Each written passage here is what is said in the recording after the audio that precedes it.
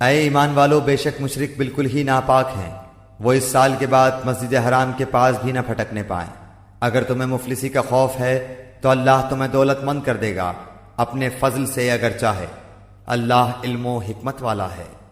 ان لوگوں سے لڑو جو اللہ پر اور قیامت کے دن پر ایمان نہیں لاتے، جو اللہ اور اس کے رسول کی حرام کردہ شے کو حرام نہیں جانتے، نہ دین حق کو قبول کرتے ہیں، ان لوگوں میں سے جنہیں کتاب دی گئی ہے، یہاں تک کہ وہ ذلیل و خوار ہو کر اپنے ہاتھ سے جزیہ ادا کریں۔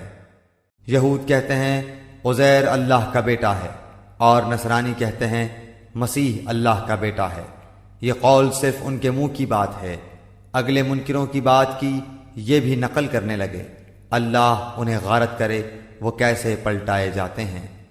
ان لوگوں نے اللہ کو چھوڑ کر اپنے عالموں اور درویشوں کو رب بنایا ہے، اور مریم کے بیٹے مسیح کو، حالانکہ انہیں صرف ایک اکیلے اللہ ہی کی عبادت کا حکم دیا گیا تھا، جس کے سوا کوئی معبود نہیں، وہ پاک ہے ان کے شریک مقرر کرنے سے۔ وہ چاہتے ہیں کہ اللہ کے نور کو اپنے منہ سے بجھا دیں، اور اللہ تعالیٰ انکاری ہے مگر اسی بات کا کہ اپنا نور پورا کرے، گو کافر ناخوش رہیں۔ اسی نے اپنے رسول کو ہدایت اور سچے دین کے ساتھ بھیجا ہے کہ اسے اور تمام مذہبوں پر غالب کر دے، اگرچہ مشرک برا مانے۔